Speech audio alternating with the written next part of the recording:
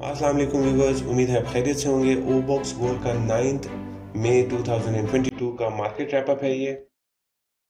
आज के market wrap up में हम डिस्कस करेंगे ग्लोबल करंट अफेयर्स, वो करंट अफेयर्स जो कि करेंसीज एंड कमोडिटीज के प्राइसेस को इफेक्ट कर रहे हैं।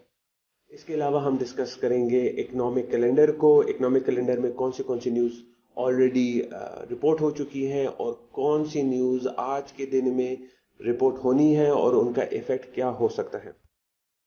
और आखिर में हम major currency pairs and commodities जैसे euro, pound, gold and crude का चार्ट स्टडी करेंगे और उसको टेक्निकल एनालिसिस के ज़रिए देखेंगे कि उसमें आज के दिन में आने वाले 24 आवर्स में क्या पॉसिबल ट्रेड सेटअप्स हो सकती हैं। तो सबसे पहले करंट अफेयर्स से शुरू करते हैं। करंट अफेयर्स में जो नोटेबल इवेंट्स हैं वो रशियन यूक्रेन वॉर के लिहाज से हवाले से है। यूरोपियन यूनियन जो है वो सोच रही है कि रशियन ऑयल जो है वो उसको ख़रीदना बंद कर दें। इसमें सारे कंट्रीज ऑलमोस्ट अग्री हैं सिवाय हंगरी के और एक और मुल्क के, जो कि अभी अग्री नहीं, ऑन बोर्ड नहीं हो रहे इस पे। तो इन केस अगर यूरोपियन यूनियन ये डिसाइड कर पाती है कि वो रशियन ऑयल ख़रीदना बंद कर देंगे तो इसका इफ़ेक्ट जो है वो ऑयल प्राइसेस पे काफ़ी होने होगा। और इससे स्पेकुलेट किया जा सकता है कि जो ऑयल की प्राइसेस हैं वो करंट लेवल से और भी बढ़ जाएंगी।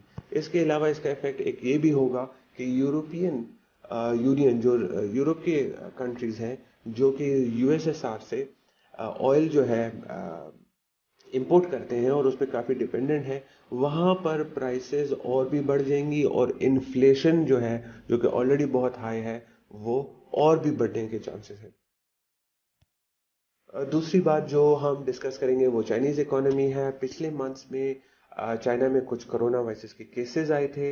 इन केसेस की वजह से चूंकि चाइनीज़ गवर्नमेंट जो है वो ज़ीरो कोविड पॉलिसी पे चल रही है, उन्होंने शंघाई बीजिंग में लॉकडाउन लगाए थे। अब इन लॉकडाउन का इफ़ेक्ट ये हुआ है कि जो चाइना के जो एम्प्लॉयमेंट रेट और ट्रेड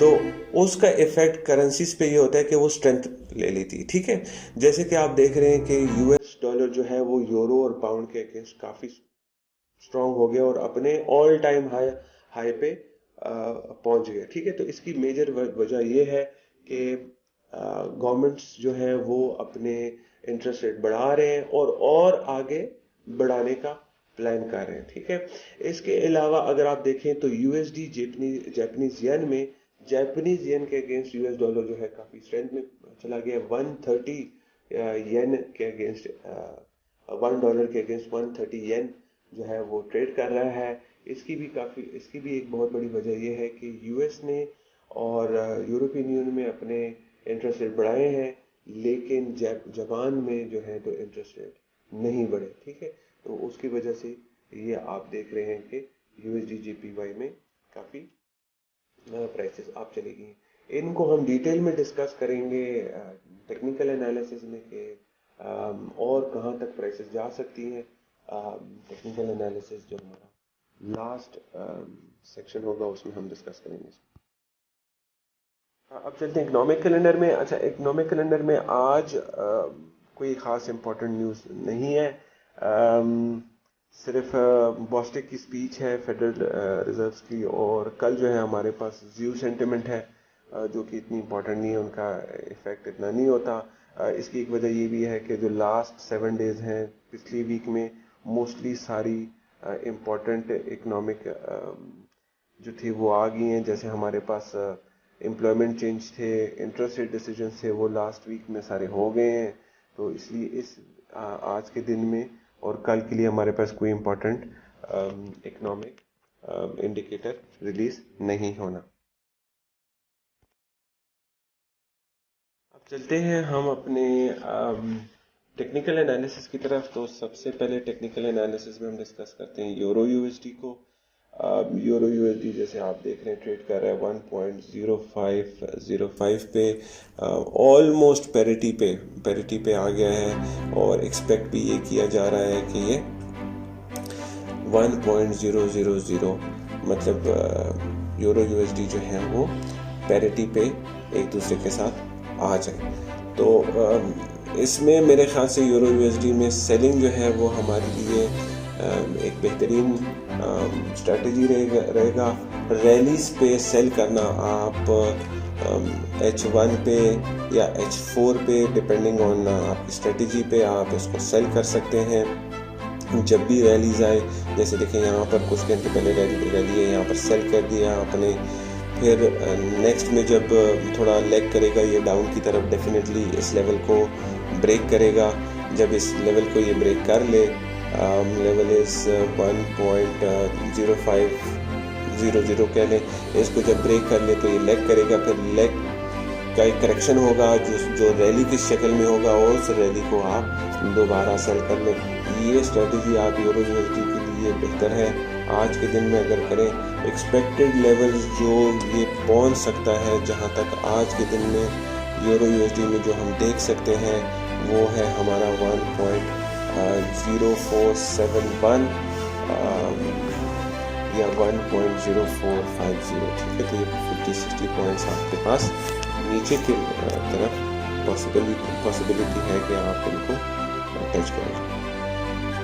नेक्स्ट हमारे पास आ गया पाउंड यूएसडी। अच्छा, पाउंड यूएसडी में भी सेम आप देख रहे हैं डाउन ट्रेंड प्रिवेल कर रहा है। इसकी बहुत बड़ी वजह यूएस डॉलर की स्ट्रेंथ है। आप यूरो में भी हमने यही देखा, और पाउंड यूएसडी में भी हम ये देख रहे हैं कि डाउन ट्रेंड जो है वो प्रिवेल कर रहा है। यूएस डॉलर जो है वो स्ट्रेंथ ले रहा है। पाउंड में आपके जो लेवल्स हैं जो कि हम आने वाले कुछ दिनों में या आज के दिन में हम देख सकते हैं, वो है 1.2164। ठीक है, तकरीबन आपके पास 100 पिप्स का करंट प्राइस से डिफरेंस आ रहा है।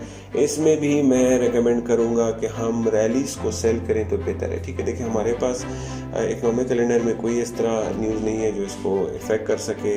इसी तरह और ऐसा कुछ हमें नज़र नहीं आ रहा कि जिसकी वजह से इस ट्रेंड को कोई होल्ड दे सके या रोक सके। ठीक है, सो पाउंड यूएसडी और यूरो यूएसडी में दोनों में हम रैलीज पे सेल करना बेहतर है। इसके लिए आप H1 या H4 का टाइम फ्रेम सेलेक्ट कर लें depending on your choice. H4 वाले वो ट्रेडर्स होते हैं जो ज़्यादा टाइम नहीं दे सकते।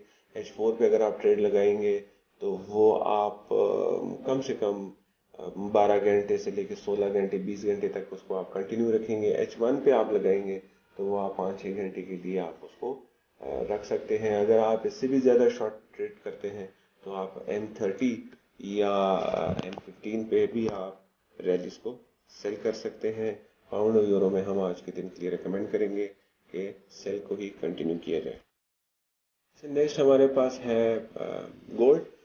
गोल्ड का थोड़ा सा ट्रिकी है। गोल्ड का ट्रिकी इस वजह से है कि देखें, ग्लोबल अगर हम अफेयर्स को देखें तो उसकी वजह से चूंकि एक सेफ हेवन कमोडिटी है तो इसकी प्राइस बढ़नी चाहिए, लेकिन दूसरे एंड पे डॉलर जो है वो काफ़ी वजूहत की वजह से स्ट्रेंथ पकड़ है। तो इसीलिए अगर आप देखें तो पिछले मंथ से इस मंथ के दरमियान आप देखेंगे कि गोल्ड जो है वो 1850 से लेके 1913 के दरमियान रहा है, ज़्यादा आगे पीछे नहीं गया इससे, ठीक है। लेकिन इस वीक में हम समझते हैं कि गोल्ड जो है इसी रेंज को कंटिन्यू करेगा, ठीक है।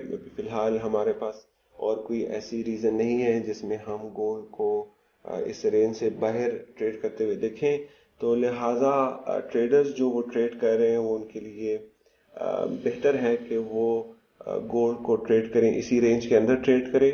अगर ये 1850 के लगभग आता है तो यहाँ से बाइंग में, और अगर ये ऊपर की तरफ जाता है जैसे 1890 हो गया या 1900 हो गया तो वहाँ पर ये सेलिंग के लिए प्रेफर्ड है, ठीक है। इसके दरमियान में आप छोटी छोटी ट्रेड्स कर सकते हैं। जैसे अगर आज का दिन मुझसे पूछा जाए तो मैं इसको आज के दिन में आने वाले कुछ घंटों के लिए सेल करूंगा, देखूंगा कि ये कितना नीचे जाता है, बिकॉज इट्स नॉट नेसेसरी कि ये बिल्कुल 1850 भी जाके रुके और वहां से वापस आए। शायद उससे थोड़ा ऊपर भी ये रिटर्न कर सकता है या उससे थोड़ा नीचे जाने के बाद भी ये रिवर्स कर सकता है।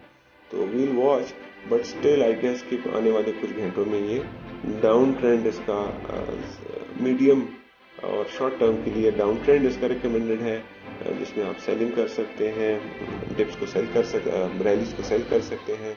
फिर एक दफ़ा जब ये 1850 के लगभग आ जाए तो वहाँ पर आपने फिर बाइंग की पोजीशन करनी है, जो कि डिप्स को बाय करना बेहतर होता है। और इसमें भी यही है, आप अगर शॉर्ट टर्म ट्रेडर हैं तो 15 मिनट्स 30 मिनट्स का चार्ट यूज़ करें। अगर आपके पास टाइम इतना नहीं है और आप ज़रा लॉन्ग टर्म में जा रहे हैं तो H4D1 में ट्रेड करें, वो आपके लिए बेहतर होगा। नेक्स्ट हमारे पास आ गया है ऑयल। अच्छा, क्रूड ऑयल जो है वो टोटली डिपेंड कर रही है रशियन यूक्रेन वॉर पे।